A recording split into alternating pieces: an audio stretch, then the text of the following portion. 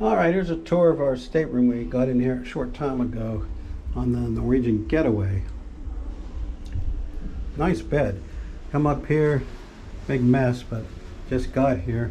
Hadn't even got our luggage yet. There's the couch. Here's this area here. I came from there. The bathroom's there, but she's on the toilet.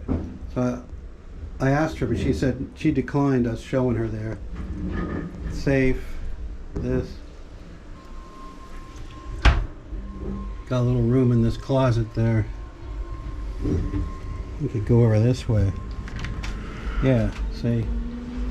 There's a space showing it's an upgraded balcony. Come here, here's a little TV. Since we were last here, there was big upgrades, but the TV is the same. There's storage down there and there. And this is the refrigerator in there. There's a little hassock where you can put stuff. There's a hairdryer under there. What you have